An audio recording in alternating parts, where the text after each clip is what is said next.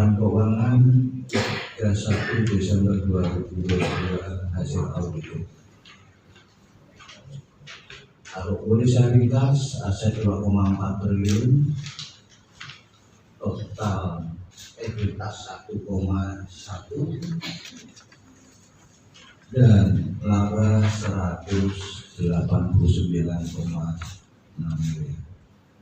Alhamdulillah angka-angka yang sangat fantastis ini diperoleh dari bisnis yang kita mengcover penjaminan volume penjaminan selama tahun 2022 sebesar 44,5 triliun. Semua kinerja keuangan ini kita raih berkat adanya kinerja penjaminan yang luar biasa yang bisa diraih oleh Direktorat yang dibawahi Pak Giro, Pak Ahmad Sonandi. Alhamdulillah bisa menunjukkan kinerja yang baik. Volume penjaminan sebesar 4,5 triliun. Ini menunjukkan average pertumbuhan. Ini yang agak rumit nanti kalau tahun depan saya suruh tumbuh yang sama. Average pertumbuhan Jamsar dari tahun ke tahun di atas 40%.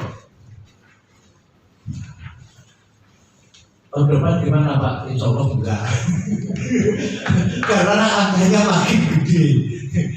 Kalau kemarin kan 40 dari angka yang kecil.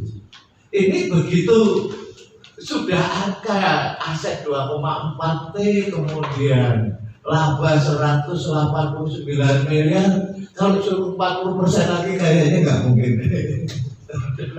Tapi ini average kita, average ya, rata-rata 5 tahun terakhir di atas 40%.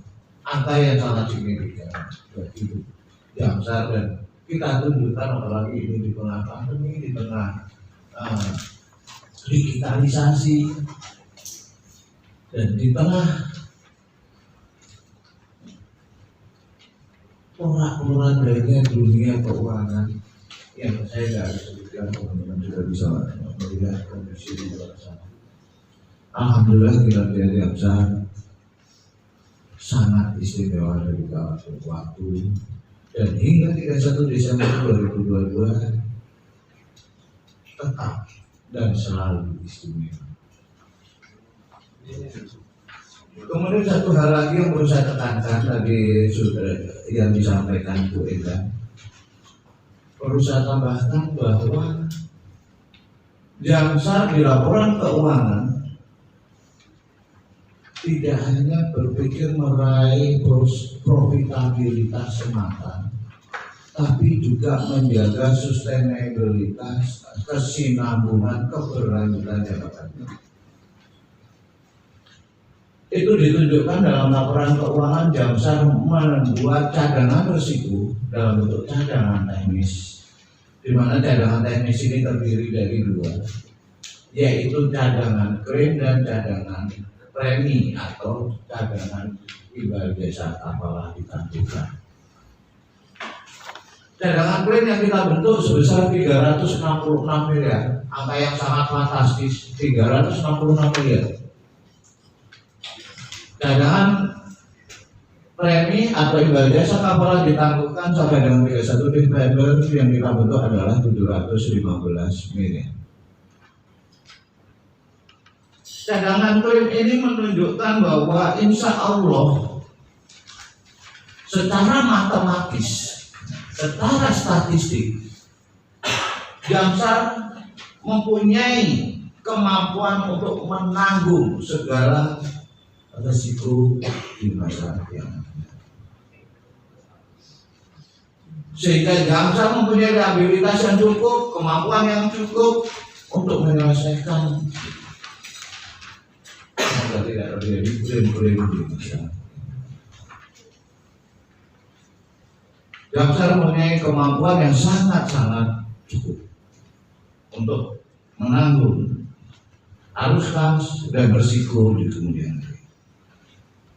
Sisi lainnya dengan premi yang dibentuk sebesar 715 miliar juga menunjukkan bahwa Jamsar menjaga sustainable ke depan. Tidak hanya semata-mata mencari profitabilitas jangka pendek semata, tapi juga menjaga going concern korporasi di masa depan. Sehingga segala kemungkinan risiko dapat kita insya Allah hadapi dengan tenang. Demikian yang bisa saya sampaikan. Selanjutnya monggo saya menunggu pertanyaan atau pernyataan. Kalau sekali hari ini saya pengen pernyataan bukan pertanyaan. Kalau bisa dimulai dengan pernyataan dulu. Siapa yang akan memulai pernyataan? Silakan. Dari Kamsar, sudah mulai yang cukup pendidikan gitu. Oke. Kemudian mungkin berlanjut ke pertanyaan nih Pak.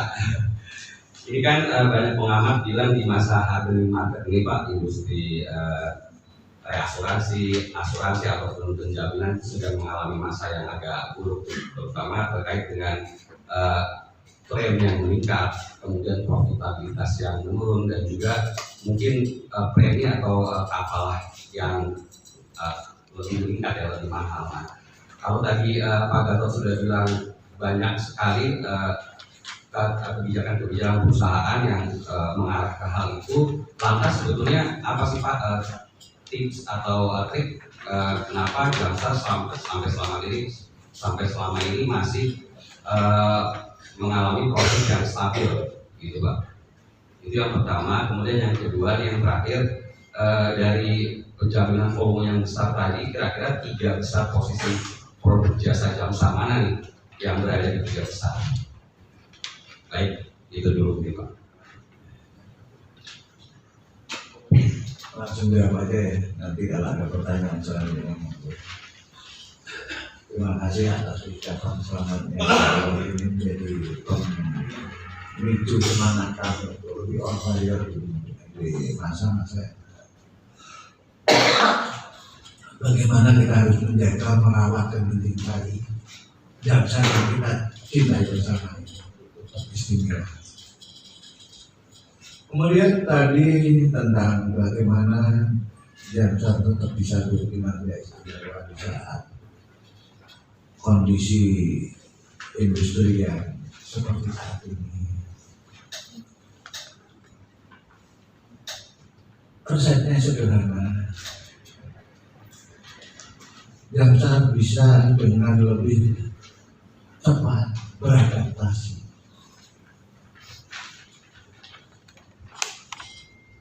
Saya sampaikan dalam forum ini bahwa secara volume bisnis antara 2021 dan 2022 kita turun.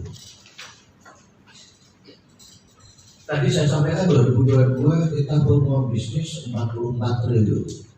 2021 volume bisnis kita 55 triliun.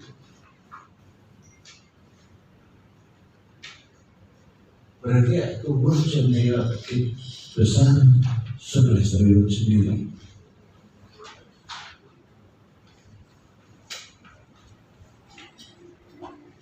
Ini kita menunjukkan apa?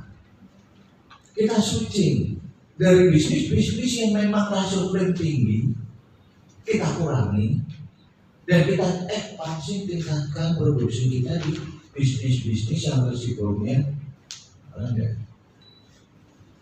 Dan ini bisa kita buktikan dengan hasil akhir laba yang lebih baik.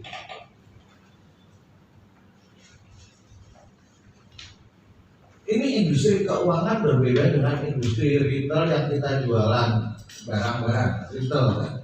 Yang selalu kalau industri retail itu kan volume makanya jadi faktor utama. Orang berjualan 1 juta unit dengan 500.000 unit pasti keuntungannya akan lebih besar ya jualan 1 juta unit. Itu kalau industri retail. Tapi kita di industri jasa keuangan tidak. Dan kita buktikan kita jualan 44 triliun. Ternyata laba kita lebih tinggi dibandingkan saat kita jualan 55 triliun.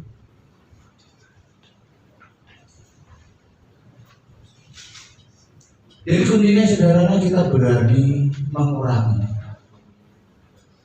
produk-produk yang berisiko besar dan terus menumbuh kembangkannya produk-produk psikologi.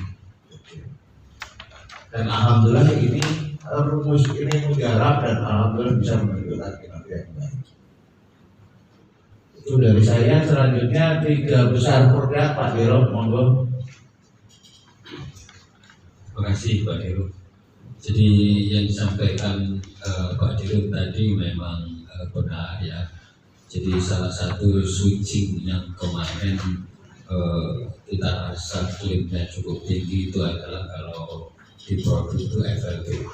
Ya, FLB itu sekarang kita akan masuk lagi setelah isinya kita perbaiki. Jadi di 2022 itu kita kudu untuk memperbaiki isi itu adalah persyaratan produk kita terorganisasi. Makanya kalau di tahun 2021 kita 8,8 T, tapi tahun 2022 tidak sampai, cuma 611 M. Itu kita turunkan karena kalau tidak di tahun-tahun berikutnya akan timbul klaim yang cukup besar. Ini yang kita coba jaga, kan itu salah satu contoh. Kemudian ada multiguna. Multiguna itu juga di tahun 2021 3,2 T, tapi di tahun ini kita cuma 700 M. Nah, 3 besar produk yang menjadi unggulan kita itu sama dengan tahun kemarin. Jadi itu tugas kita tingkatkan, yaitu surety, bond dan kontrabank. Itu masing-masing hampir 60-70% sendiri. Yaitu yang kita gaspol. Karena memang untuk menutupi pendapatan di sisi cash flow yang kita sedang perbaiki isinya sehingga turun drastis, harus ada penggantinya. Penggantinya itu adalah yang surety ship tadi. Memang secara volume menjadi lebih incremental, tetapi kualitas dari produk yang kita jamin di tahun 2022 ini menjadi jauh lebih baik dibanding tahun 2021. Itu kuncinya di sini. Jadi 3 produk terbesar kita itu masih surety bond, surety kontrak garansi, dan yang ketiga tentunya KUR atau kredit program pemerintah di syariah. Itu gambar dari saya. Terima kasih.